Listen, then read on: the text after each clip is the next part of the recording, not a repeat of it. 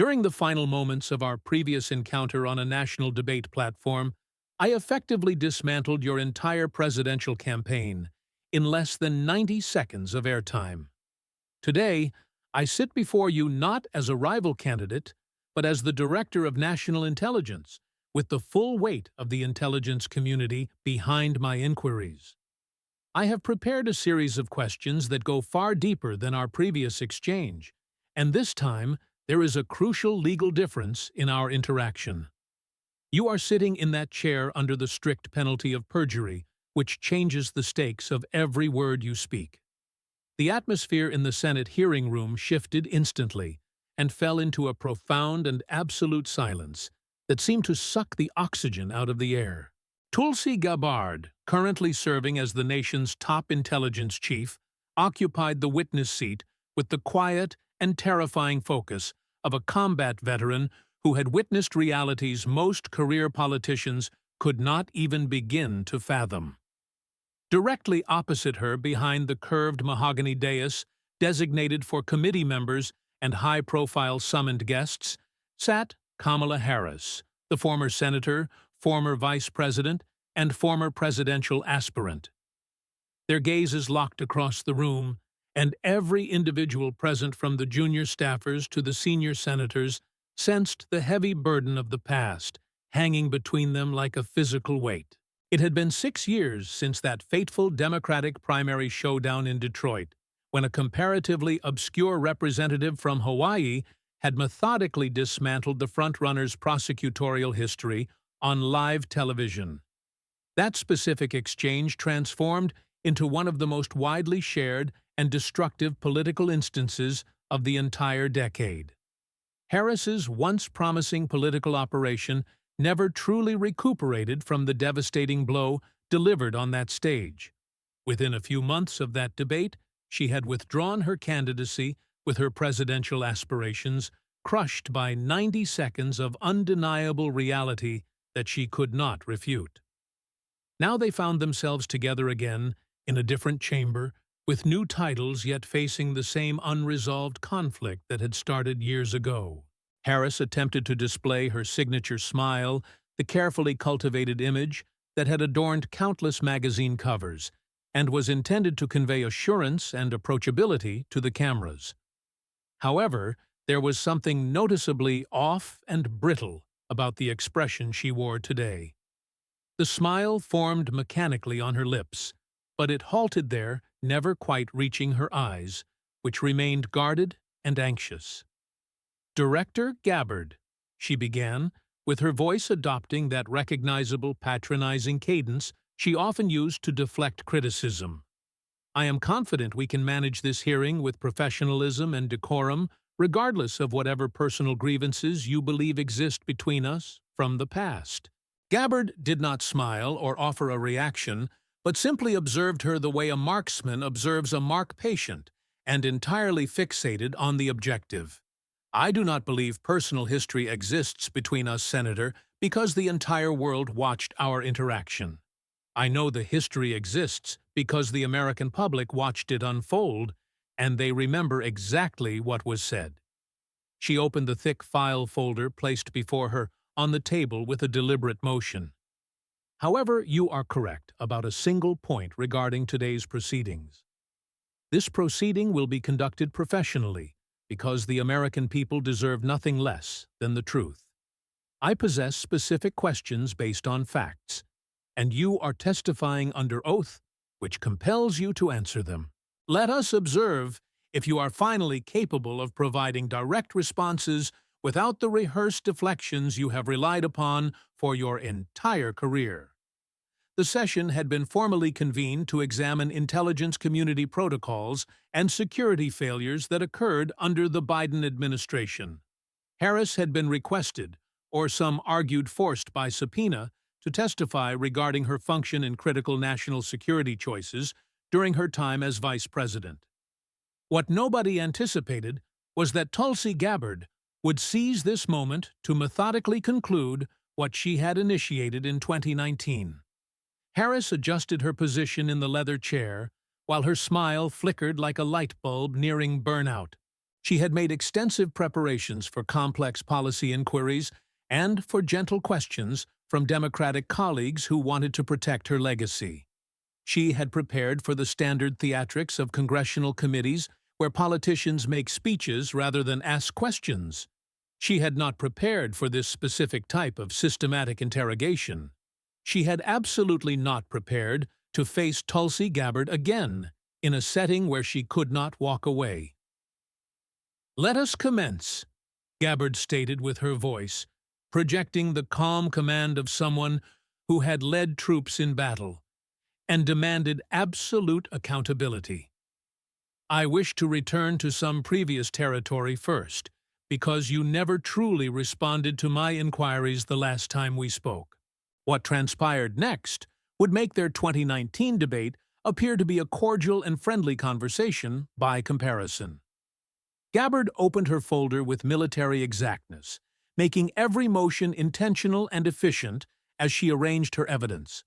She retrieved a document and examined it briefly before raising her eyes to meet Harris's stare. "Let us discuss your history as a prosecutor," she announced with a tone that suggested this was only the beginning. "I realize we addressed this in 2019, yet I feel we never actually concluded that dialogue because you pivoted away from the facts. You had some scheduling difficulties, as I remember, which prevented you from answering the follow-up questions." A few anxious laughs spread through the gallery as the audience realized the reference to her dropped campaign. Harris's smile became strained, and her knuckles whitened as she gripped the table. "That is ancient history, Director, and I have moved far beyond those days. I served as district attorney and attorney general with honor, and I made decisions based on the safety of the public. My record, your record," Gabbard interjected, "contains over 1,500 individuals incarcerated for marijuana offenses under your direct supervision. 1,500 lives were interrupted, families were separated, and futures were ruined over marijuana possession charges that you pursued aggressively. And subsequently, after ruining those lives, you appeared on a popular radio program and laughed about consuming it yourself." She displayed a transcript of the interview for the room and the cameras to see clearly. The host inquired if you had ever smoked marijuana, and you answered in the affirmative without any hesitation. Then you laughed that well-known laugh that seemed to mock the very laws you enforced. Gabbard's gaze never drifted from Harris's face, forcing the former vice president to look at the evidence. "I have consistently questioned whether you were laughing at the inquiry itself or at all those individuals sitting in prison cells for committing exactly what you did." "I have explained this previously," Harris stated, with her voice developing a sharp and defensive edge. "The context of that interview matters, and you are ignoring the nuance of the conversation. The context is that you prosecuted citizens for an act you acknowledged doing yourself while you enjoyed your freedom. There is no context that renders that acceptable or moral." Gabbard retrieved another document from her stack of evidence. "However, let us investigate further into your history, since you claim to have served with distinction. Let us discuss the legal cases you avoid mentioning in your speeches and the names you never say." She started reading directly from the file with a steady and relentless cadence. George Gage was found guilty of child molestation, relying on witness testimony that was subsequently demonstrated to be untrustworthy and flawed. Your office fought to keep him incarcerated even after the evidence disintegrated and the truth came out. He spent years inside a prison for a crime he likely did not perpetrate, because you refused to admit a mistake. Harris parted her lips to speak, but Gabbard proceeded without hesitation, cutting off the attempted interruption. "Kevin Cooper was a death row prisoner who asked for advanced DNA analysis that could demonstrate his innocence conclusively. Your office obstructed that petition and fought against the testing. You fought to keep a potentially guiltless man on death row rather than permit a simple DNA examination that would have revealed the truth. Why were you so frightened of what the test might reveal about your prosecution? The judicial system supported your decision to refuse justice based on technicalities. That is not equivalent to justice actually being served or the truth being found. Gabbard placed the document on the table, adding it to the growing pile of evidence. And then there is the crime laboratory scandal that happened under your watch. The laboratory technician was pilfering drug evidence and contaminating hundreds of cases for years.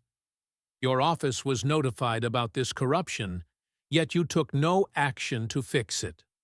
Over 600 legal cases required dismissal because of your failure to intervene and ensure the integrity of the system. Harris's smile had completely disappeared by now, replaced by a harder and colder expression. I do not believe you comprehend how prosecutorial discretion functions, Director, or the complexities of the job. These are complicated legal issues that I understand entirely, and I know exactly how discretion is supposed to be used. Gabbard stated softly, I understand that you constructed your career on appearing tough on crime, while selectively disregarding crimes that were politically inconvenient to prosecute. I understand that you held individuals in prison beyond their release dates because the state required inexpensive labor for fighting wildfires in California. I understand that you laughed regarding marijuana usage while citizens rotted in cells for the identical act. She leaned forward slightly, closing the physical distance between them. In the armed forces, we maintain standards of conduct that apply to everyone, regardless of rank. When we fail to meet those standards, there are repercussions, and we are held accountable. When a soldier commits a wrong, they are not permitted to deliver speeches about how times have evolved and expect everyone to forget their actions. Her voice lowered to a tone of disappointment. You never apologized, not genuinely, to any of the people whose lives you destroyed. You simply waited for the public to cease asking questions and hoped the media cycle would move on. Harris's reaction was the laugh, that uncomfortable and ill-suited laugh that had become notorious during her vice presidency. It erupted from her like a pressure release valve, filling the quiet room with its odd, discordant noise that made everyone uncomfortable. I believe we can proceed from relitigating my entire professional history, which has already been adjudicated by the voters, she stated when the laughter finally subsided. What is truly significant here is what is truly significant. Gabbard interrupted, effectively cutting off the pivot. Is that those individuals are still impacted by what you did right now today, and they do not have the luxury of moving on. Their criminal records trail them and prevent them from getting jobs. Their families do not forget the years lost. And you have never, not a single time, accepted genuine accountability for the decisions you made, she said, closing the folder with a sense of finality. However, you are correct regarding one point about moving forward. Let us move forward to your time in the executive branch. Let us discuss something more current that affects every American citizen. Let us discuss your tenure as vice president and the responsibilities you held. Specifically, let us discuss the border and your role in the crisis. If you wish to observe what transpired when she raised the border issue, subscribe immediately for the full breakdown. Gabbard reached for a second file folder, this one more substantial and thicker than the first. She removed a photograph and held it up for the committee to see. It was an aerial image of the U.S.-Mexico border, displaying hundreds of individuals crossing within a single frame during the height of the surge. In March 2021, President Biden delegated a very specific and high-profile mission to you. He designated you as the lead official on addressing the root origins of migration, effectively naming you the border czar. She displayed the photograph again, ensuring Harris had to look at it. How would you evaluate the success of that effort, given the evidence in this photo?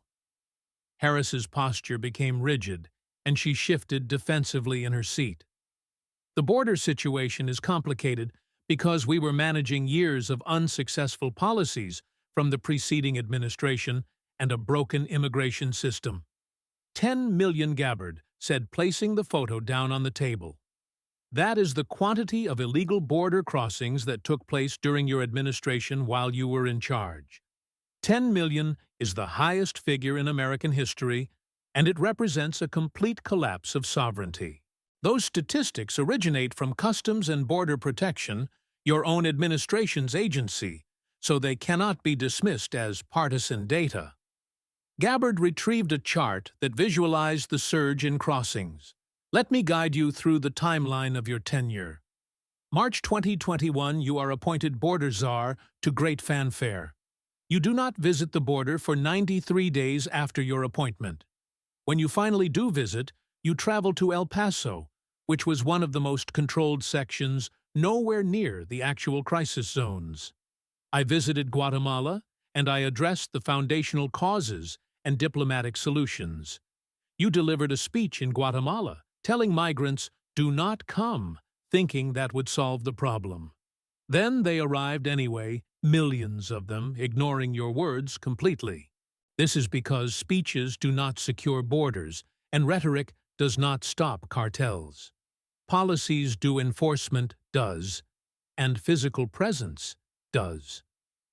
Gabbard rose and walked toward a display screen that had been arranged for the hearing. She clicked through a sequence of images that showed the reality on the ground. This shows the Del Rio Bridge in September 2021, where chaos reigned. 15,000 people camped beneath a bridge in squalor because there was no strategy to process them. This is Eagle Pass in 2023, showing similar scenes of complete loss of control. This is Lukeville, Arizona, a town of 35 residents completely overwhelmed by thousands of crossers daily. She turned back to face Harris, demanding an answer. You were the border czar and the face of this policy. Where were you located during these emergencies, when these towns were pleading for help? Harris attempted to pivot to a prepared talking point. We need to comprehend that the border, when we discuss the border situation, we are actually discussing a comprehensive strategy for migration that addresses the fundamental issues in the hemisphere. I asked where you were. Gabbard's voice sliced through the word salad, like a blade cutting through fog. Physical location during these specific crises, where were you while this was happening? Silence followed as Harris realized her talking point had failed. I will tell you where you were since you cannot recall. You were at high-dollar fundraisers in California with donors. You were at campaign events trying to boost your approval ratings. You were making television appearances where you discussed everything except the border crisis you were supposed to manage. Gabbard returned to her chair and sat down slowly. In 4 years, you visited the border 3 times for brief photo opportunities. 3 times in 4 years for what President Biden termed your most significant assignment. The number of visits is not the primary metric of success, Harris argued weakly. That 100,000 Gabbard said, holding up another document from the pile. That is how many Americans died from fentanyl overdoses last year alone. Fentanyl that arrived across the border you were supposed to be managing and securing. 100,000 mothers, fathers, children, and friends are dead because you were too occupied with root causes to address actual causes. Harris's face had become rigid, and her eyes flashed with anger. That is an oversimplification of a complex drug epidemic that involves global supply chains. It is not complex when you look at the point of entry. Fentanyl originates from China, travels through Mexico, and crosses our southern border into our communities. You were in charge of that border, and you had the authority to act. You failed, and people died because of that failure. Gabbard's voice never rose, which somehow made the statement worse and more damning. In the military, When a commander fails this severely and lives are lost, they do not get to blame complexity. They get relieved of duty and removed from command. She gathered the photos back into the folder, aligning the edges carefully. But here is what truly bothers me about your conduct. It is not just the failure, because failures happen in government. What bothers me is that when reporters asked you about the border, you laughed at them. You used that same laugh like it was all a joke or a silly question. It was as if 100,000 fentanyl deaths were merely a political inconvenience to be laughed away. The laugh did not appear this time, and the room remained silent. Harris just sat there, with her face a mask of barely controlled anger and resentment. I think she said, carefully measuring every word, that we should focus on policy, rather than personal attacks on my character. 15 million illegal crossings recorded during your watch. 100,000 fentanyl deaths in a single year. 3 border visits in 4 years, while the crisis exploded. Gabbard counted off each point on her fingers, making the failures visual. Those are not personal attacks, Senator. They are facts. Those are your professional failures, and the American people deserved better from their leadership. She paused, letting the weight of the numbers sink in. But the border was not your only failure as vice president during those 4 years. Let us discuss your time in office more broadly and your effectiveness. I have a simple question that should be easy to answer. Harris braced herself, knowing a trap was coming. What was your single greatest accomplishment as Vice President of the United States? Take your time and share this with someone who needs to see what came next. The question hung in the air like a grenade with the pin removed, waiting to detonate. Gabbard waited patiently with her hands folded. The room waited with bated breath. Harris's mouth opened, then closed as she searched her memory. Her eyes darted left, then right, searching for an answer that would not come. I accomplished many things in partnership with President Biden, she finally said, attempting to share credit. The Inflation Reduction Act was a historic piece of legislation. The bipartisan infrastructure bill rebuilt our roads and bridges. Those were President Biden's legislative priorities and his signature wins. I asked about your accomplishments specifically. What did you specifically accomplish as vice president? That was your initiative? What was your signature initiative or your legacy that you can claim? More silence followed as the question remained unanswered. An accomplishment, Harris began, is something that, when we think about what it means to accomplish things in government, we have to consider the collaborative nature of the work. That is not an answer. Gabbard's voice was gentle, almost sympathetic to the struggle. That is a word salad that means absolutely nothing. I have heard you give hundreds of those over 4 years to avoid answering questions. I have never once heard you give a straight answer to a simple question about your record. She pulled out a new document detailing personnel records. Let me tell you what you did accomplish during your time in the White House. You had the highest staff turnover in vice presidential history, exceeding 90%. Over 90% of your original staff left within 2 years because they could not endure the environment. The people who knew you best and who worked with you every day could not wait to get out. Staff turnover is common in politics and high-stress environments, Harris countered. Politico, June 2022, quote, "Working for Harris can be a soul-destroying experience." That comes from your own people speaking to the press. Gabbard read from the document with precise articulation. The Washington Post, in the same year, reported staffers describing an abusive environment where ideas are ignored, blame is shifted, and loyalty is demanded but never reciprocated. She sat down the document and looked directly at Harris. I have served in combat zones under extreme stress. I have seen units with terrible leadership that endangered the mission. I have seen commanders who blamed everyone else and who created toxic environments that destroyed morale. Your office was run the same way according to everyone who worked there. Except you were not in a war zone because you were in the White House with every resource available.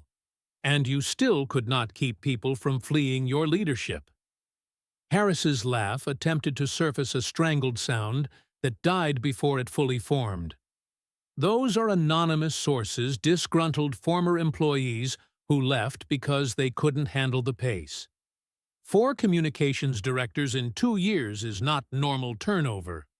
4 professionals whose job was to make you look good quit.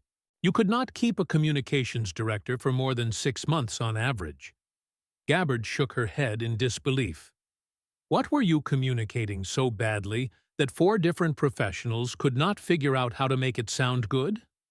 The Vice President's office is high pressure and demands excellence.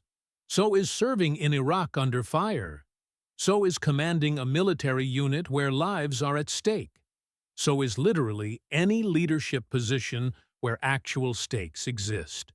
Somehow other people manage to retain staff and build loyalty. Other vice presidents do not have their offices described as soul-destroying by their own aides. Gabbard leaned back in her chair and offered her assessment. Here is what I think happened, based on the evidence. I think you obtained the second highest office in the land, and you had no idea what to do with it. You had no agenda, no vision, and no plan for the country. So you cycled through staff, hoping someone else would figure it out for you. When they could not, you blamed them, and they left to save their careers. That is speculation, Harris said, but her voice had lost its edge and confidence. Is it speculation, or is it the obvious truth? Then tell me your agenda right now, if I am wrong. What did you want to accomplish as vice president? And what did you wake up every morning determined to do for the American people? Silence stretched until it became its own answer, filling the room with awkwardness. That is what I thought, Gabbard said, closing the folder on that topic. 4 years in the most powerful office in the world, a heartbeat away from the presidency, and the best anyone can say about your tenure is that you attended some meetings and went to some funerals. She paused while studying Harris's face, searching for any sign of genuine emotion. The forced composure was beginning to crack under the relentless pressure. The smile could not quite form, and the eyes could not quite focus on anything. But there is one more thing we need to discuss before we finish. It is something that goes to the heart of national security and the safety of our republic. It concerns your oath of office and whether you violated it intentionally. Harris's face went pale as she realized where this was going.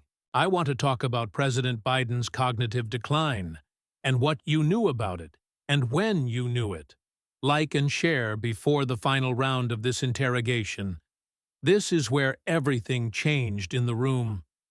The air in the hearing room seemed to thicken with anticipation. Committee members who had been checking phones or whispering to aides suddenly gave their full attention to the witness table. This was the moment everyone had been waiting for, without knowing they were waiting for it. Gabbard's voice dropped to a register she usually reserved for discussing casualties and serious threats. As Director of National Intelligence, I now have access to information that most Americans never see. I see threat assessments, classified briefings, and the daily security picture that keeps this nation safe from enemies. She paused to let the gravity of her position sink in. But I did not need any of that to see what was happening to President Biden. Neither did you need security clearance to see it. Harris sat perfectly still, like a deer in headlights, frozen by the oncoming threat. You were with him every day, attending briefings together and traveling together on Air Force One. You saw what America finally saw in that June debate when the curtain was pulled back. You saw a man who could not complete sentences, who lost his train of thought mid-word, and who stared blankly when he should have been responding. The president was always sharp in our private meetings, She started reciting the prepared line. Don't Gabbard's voice hardened, stopping the lie in its tracks. Don't lie to me under oath, because I know the truth. I have seen the reports, and I have spoken to people who were in those rooms with you. He was not sharp, and he was struggling to function. He was declining, and everyone around him knew it, including you, especially you. She pulled out a timeline of dates, events, and public statements that documented the decline. February 2024, Special Counsel Robert Hur releases his report on the classified documents investigation. He describes Biden as an elderly man with a poor memory who could not face trial. He says Biden could not remember when his son, Beau, died, which is a tragic but telling detail. He could not remember when he served as vice president during the interview. Gabbard looked up, challenging Harris to deny the report. That same month, you went on television to dispute these findings. You said Biden was sharp and on top of his game, exactly what this country needs. You knew what Hur's report said, and you knew it was accurate. And you lied anyway to protect the political viability of the administration. I was defending the president from partisan attacks, she tried to say weakly. You were lying to the American people, and there is a difference between defense and deception. Gabbard pulled out another document showing the media narrative. June 2024. The debate happened where 70 million Americans watched their president freeze, lose his place, and trail off into incoherence. It was the worst debate performance in modern history, and it shocked the world. And you know what your campaign's response was to the videos leading up to that? She read from the document referencing the talking points sent to the press. Cheap fakes. That was the official line your team pushed. Videos showing Biden's decline were called cheap fakes, manipulated, misleading, and taken out of context. You repeated this line, your staff repeated this line, and the media repeated this line. And then the debate happened, and everyone saw it was not fake at all. Harris's mouth opened, but no words came out to defend the lie. Here is what I need you to understand about the gravity of this. Gabbard stood slowly with her military bearing, making the simple act seem like a declaration of judgment. You were not just the vice president serving a president. You were the fail-safe for the Constitution. You were the person the Constitution designates to step in if the president cannot serve the country. The American people trusted you to tell them the truth about the person a heartbeat away from you. She walked closer to where Harris sat, intensifying the moment. For 4 years, you watched Joe Biden decline right in front of you. You saw it happening in real time.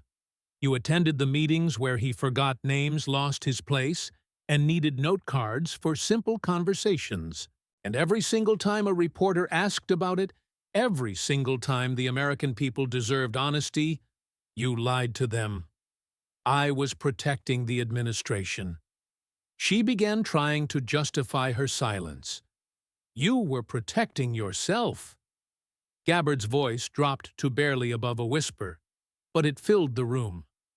If you had told the truth earlier, history would be different. If you had invoked the 25th Amendment, or even just admitted what everyone around him knew, you might have become president.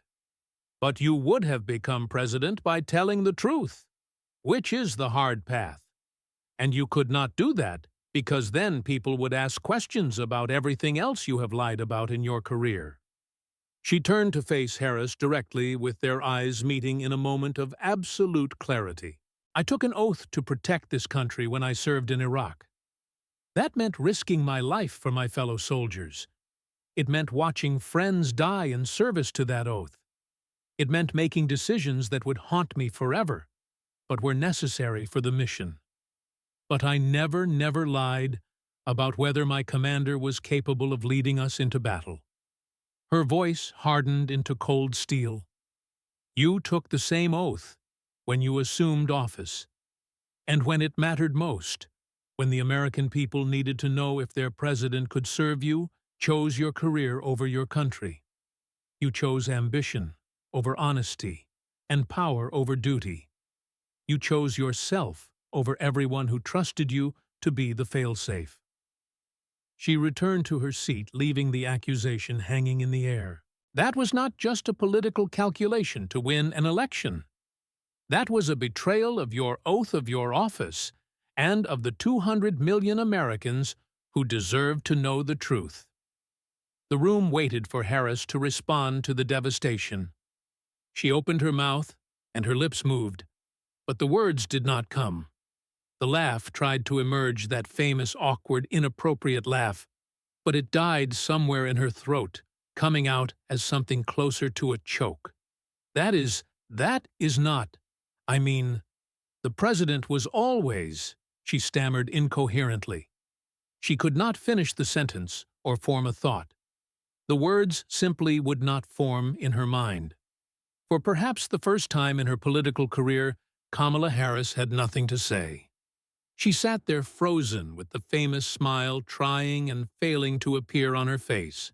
Her eyes darted around the room to the Democratic members who were studying their notes with intense concentration to avoid looking at her.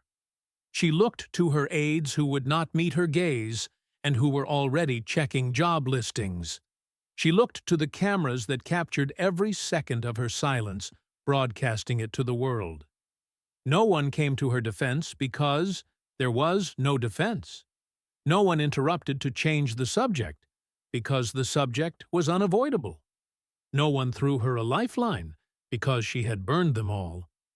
She was completely and utterly alone in the spotlight. Gabbard watched her for a long moment, then gathered her folders and stood up. "I have no further questions for this witness," she said quietly, closing the book on the hearing. I think she has answered everything the American people needed to hear by saying nothing." She walked out of the hearing room without looking back at the wreckage she left behind.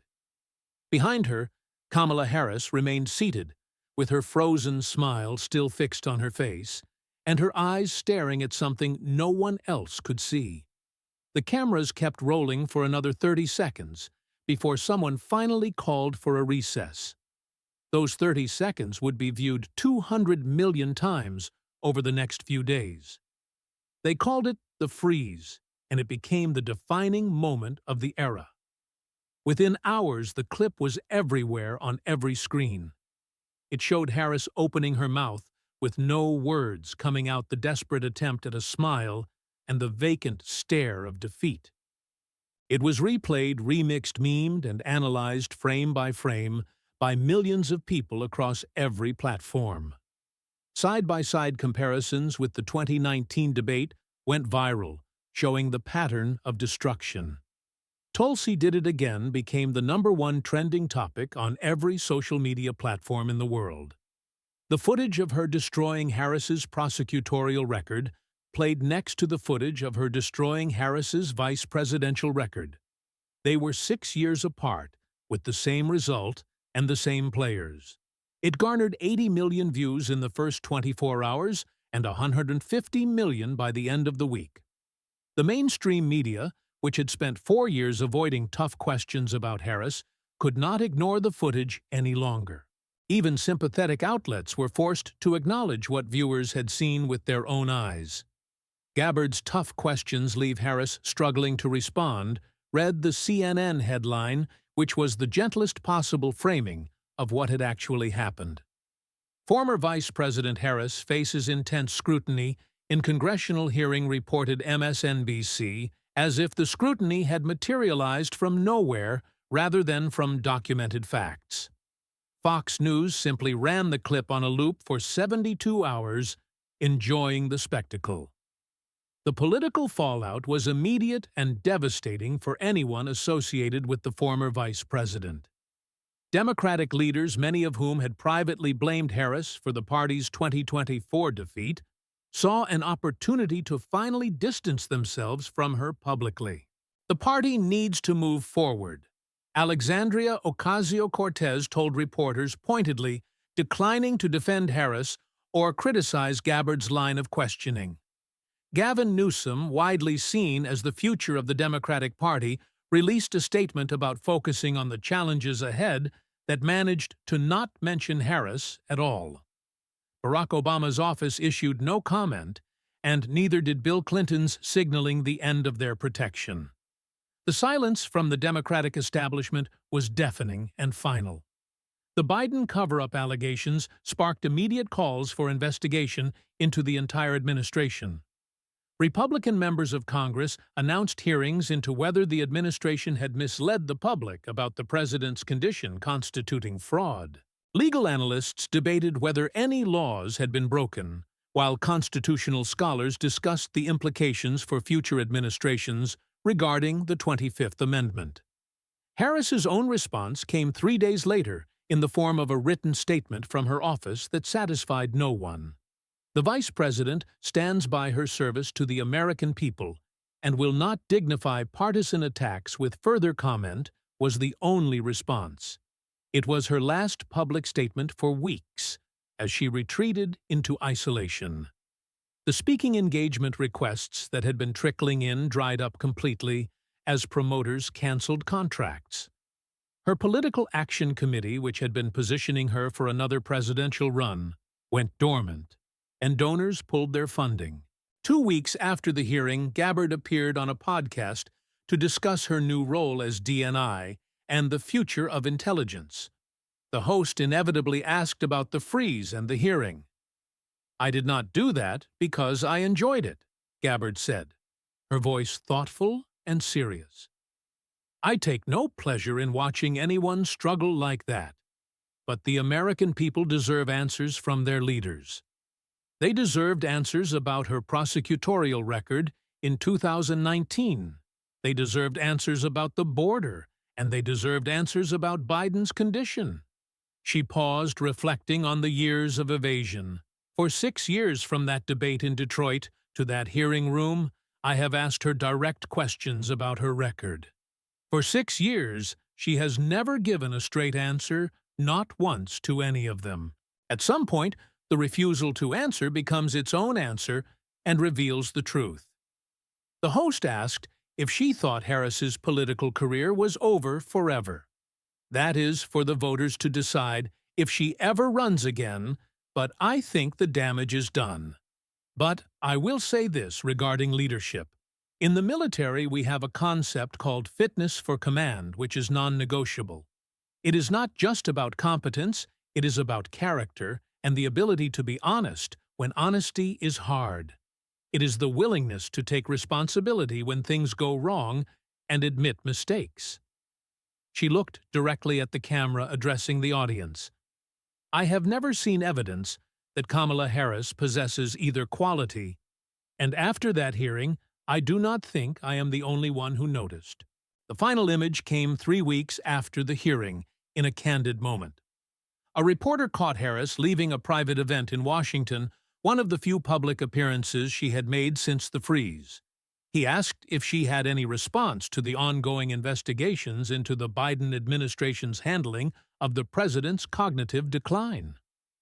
Harris stopped walking for a moment and looked at the reporter.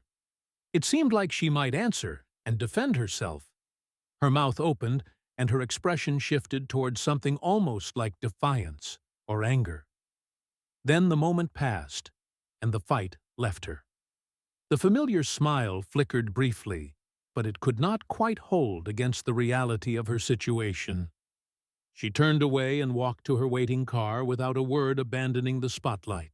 As the door closed behind her, a photographer captured the image that would define the end of her political career. Kamala Harris sat alone in the back seat of a black SUV, staring straight ahead at nothing, with the frozen smile still on her face. She never gave another press conference to explain herself. She never answered another question about the hearing or the accusations. She simply disappeared from public life as quietly as her presidential campaign had ended 6 years earlier. Some people said Tulsi Gabbard had destroyed her with the truth. Others said she had simply revealed what was always there, including the emptiness behind the smile, the word salads, instead of substance, and the ambition without purpose. Either way, it was over, and the chapter was closed. And somewhere in Hawaii, Tulsi Gabbard went for her morning run, same as every other day, and did not think about Kamala Harris at all. She had finished her business and done her duty. There was nothing left to say to anyone. If you enjoyed watching Accountability in Action, hit subscribe and share this with someone who remembers what happened in 2019.